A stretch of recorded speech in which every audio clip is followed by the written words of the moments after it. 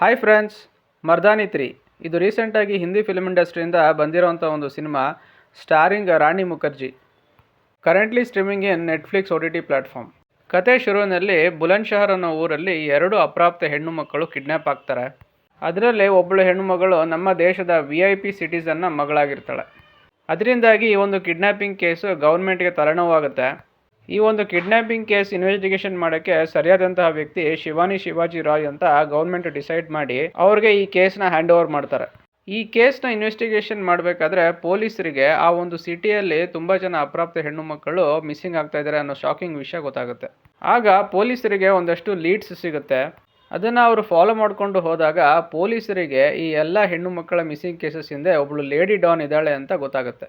ಈ ಎಲ್ಲ ಹೆಣ್ಣು ಮಕ್ಕಳನ್ನು ಇಟ್ಕೊಂಡು ಆ ಲೇಡಿ ಡಾನ್ ನಡೆಸ್ತಿರುವಂತಹ ಮಾಫಿಯಾ ಆದರೂ ಏನೋ, ಪೊಲೀಸರು ಇನ್ವೆಸ್ಟಿಗೇಷನ್ ಮಾಡ್ತಿರುವಂತಹ ಕಿಡ್ನ್ಯಾಪಿಂಗ್ ಕೇಸ್ಗೂ ಈ ಒಂದು ಮಾಫಿಯಾಗೂ ಇರೋ ಲಿಂಕ್ ಆದರೂ ಏನೋ, ಮಿಸ್ಸಿಂಗ್ ಆಗಿರುವಂತಹ ಈ ಎಲ್ಲ ಹೆಣ್ಣು ಮಕ್ಕಳನ್ನು ಈ ಒಂದು ಮಾಫಿಯಾಯಿಂದ ಬಚಾವ್ ಮಾಡಿ ಪೊಲೀಸರು ಅವರನ್ನು ಸೇಫಾಗಿ ಅವರ ಮನೆಗೆ ತಲುಪಿಸೋಕ್ಕೆ ಆಗುತ್ತೋ ಇಲ್ವೋ ಅನ್ನೋದೇ ಈ ಒಂದು ಕಥೆಯ ಮೇನ್ ಪ್ಲಾಟ್.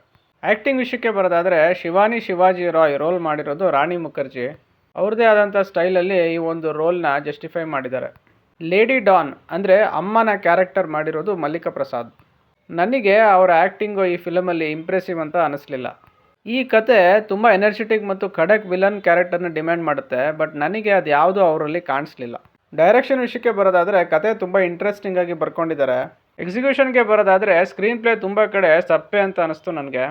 ಇದನ್ನು ಪ್ಯಾಚಪ್ ಮಾಡೋಕ್ಕೆ ಅಲ್ಲಲ್ಲಿ ಒಂದಷ್ಟು ಕಡೆ ಐಗಿರಿ ನಂದಿನಿ ಹಾಡನ್ನು ಬ್ಯಾಕ್ಗ್ರೌಂಡಲ್ಲಿ ಯೂಸ್ ಮಾಡಿಕೊಂಡು ಮಲ್ಕೊಂಡಿರೋ ಫಿಲಮ್ನ ಎಬ್ಸೋಕ್ಕೆ ಟ್ರೈ ಮಾಡಿದ್ದಾರೆ. ಡೈಲಾಗ್ಸು ಕೂಡ ನನಗೆ ಎಲ್ಲೂ ಪಂಚಿಂಗ್ ಅಂತ ಅನ್ನಿಸ್ಲಿಲ್ಲ. ಸ್ಕ್ರೀನ್ ಪ್ಲೇಯಲ್ಲಿ ನನಗೆ ಎಲ್ಲೂ ಸಹ ಫ್ರೆಶ್ ಐಡಿಯಾಸ್ ಅಂತ ಕಾಣಿಸ್ಲಿಲ್ಲ. ಸೇಮ್ ಓಲ್ಡ್ ರೂಟೀನ್ ಸ್ಟೈಲಲ್ಲೇ ಕಥೆನ ಹೇಳ್ಕೊಂಡು ಹೋಗಿದ್ದಾರೆ. ಒಂದು ಮಾಫಿಯಾ, ಅದರ ಹಿಂದೆ ಅದನ್ನು ನಡೆಸ್ತಾ ಇರುವಂತಹ ಕಿಂಗ್ ಪಿನ್ಸು, ಫೈನಲಿ ಪೊಲೀಸರು ಆ ಒಂದು ಕಿಂಗ್ ಪಿನ್ಸ್ನ ಕಂಡುಹಿಡಿದು ಶಿಕ್ಷೆ ಕೊಡೋದು. ಇದೇ same template, but director screen ಪ್ಲೇಯಲ್ಲಾದರೂ ಸ್ವಲ್ಪ ಡಿಫ್ರೆಂಟಾಗಿ ಯೋಚನೆ ಮಾಡಿ ಒಂದಷ್ಟು ಫ್ರೆಶ್ ಐಡಿಯಾಸ್ನ ಯೂಸ್ ಮಾಡಿದರೆ ಈ ಒಂದು ಫಿಲಮು ನೆಕ್ಸ್ಟ್ ಲೆವೆಲಲ್ಲಿ ಬರ್ತಾಯಿತ್ತು. ಕ್ಲೈಮ್ಯಾಕ್ಸೂ ಸಹ ತುಂಬ ಸಿಂಪಲ್ಲಾಗಿ ಮುಗಿಸಿದ್ದಾರೆ. ಫಿಲಮಲ್ಲಿ ಬರುವಂತಹ ವಿಲನ್ಸ್ಗಳ ಕ್ಯಾರೆಕ್ಟರೈಸೇಷನ್ನು ಮತ್ತು ಅದರ ಕ್ಯಾಸ್ಟಿಂಗು ನನ್ನ ಪ್ರಕಾರ ಈ ಮೂವಿಗೆ ಮೇಜರ್ ಲೆಟ್ ಡೌನ್ ಅಂತಲೇ ಹೇಳ್ಬೋದು.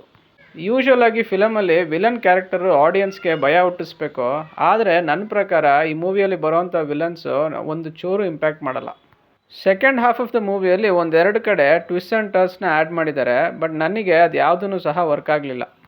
ಒಂದು ಒಳ್ಳೆ ಕಥೆನ ಎಕ್ಸಿಕ್ಯೂಟ್ ಮಾಡೋದ್ರಲ್ಲಿ ಡೈರೆಕ್ಟರು ಎಡವಿದ್ದಾರೆ. ಓವರಾಲ್ ಆಗಿ ನನಗೆ ಈ ಒಂದು ಫಿಲಮ್ಮು ಸ್ಯಾಟಿಸ್ಫ್ಯಾಕ್ಷನ್ ಕೊಡಲಿಲ್ಲ. ನನ್ನ ಕಡೆಯಿಂದ ಈ ಮೂವಿಗೆ ನಾನು ಕೊಡ್ತಾ ಇರೋಂಥ ರೇಟಿಂಗು 2.75 ಔಟ್ ಆಫ್ 5. ಯಾರೆಲ್ಲ ಈ ಫಿಲಮ್ ನೋಡಿದ್ದೀರಾ ನಿಮ್ಮ ಅಭಿಪ್ರಾಯನ ಕಾಮೆಂಟ್ ಸೆಕ್ಷನಲ್ಲಿ ಹಾಕಿ.